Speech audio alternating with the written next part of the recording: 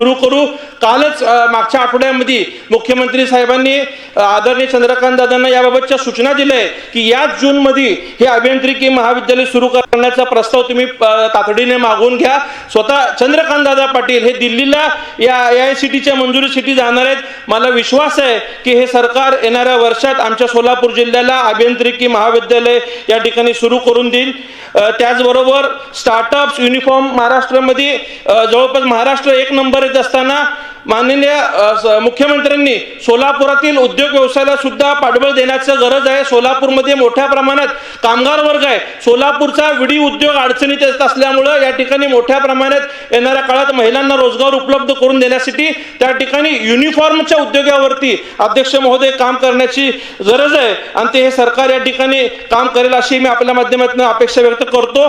वारसा आणि संस्कृती जपत असताना महाराष्ट्रातील सर्व महापुरुषांसाठी हे सरकार विविध ठिकाणी काम करत असताना माझ्या सोलापूर जिल्ह्यातील मंगळवेढा येथील महात्मा बसवेश्वर महाराजांचं स्मारकचं काम सुद्धा अनेक वर्षापासून रखडलेलं होतं। आता असलेले पालकमंत्री जयकुमार गोरे साहेब हे अध्यक्ष झाल्यापासून जागा निश्चिती करण्याचं काम ते करतायत।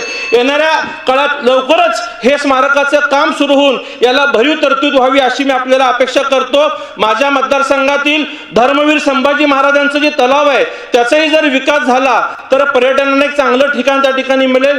तलावाचं संवर्धन सुद्धा त्या ठिकाणी होणार आहे आणि सोलापूरला अक्कलकोट, तुळजापूर, गाणगापूर या दर्शनाला येणाऱ्या लोकांना शहरात एक चांगलं पर्यटन त्या ठिकाणी उपलब्ध होणार आहे। अध्यक्ष महोदय, 5 ज्योतिर्लिंगाचं विकास कामं करत असताना या सरकारने अक्कलकोट, तुळजापूर, पंढरपूर, गाणगापूर यासाठी सुद्धा एक परिक्रमा मार्ग केला तर अधिक सुलभचं दर्शन या लोकांना या ठिकाणी होणार आहे। अध्यक्ष महोदय, सोलापूरला राज्यभरातून लोक तुळजापूरच्या दर्शनाला येतात, वारीच्या वेळेस पंढरपूरच्या दर्शनाला येतात, तर जे MTDCचं सुवर्ण महोत्सवी 50 वर्ष आपण त्या ठिकाणी करत असताना एखादं मोठं पर्यटन रिसॉर्ट त्या ठिकाणी सोलापूर जिल्ह्यात उभारणं गरजेचं आहे आणि हे सरकार त्यासाठी काम करेल अशी मला निश्चितच अपेक्षा आहे।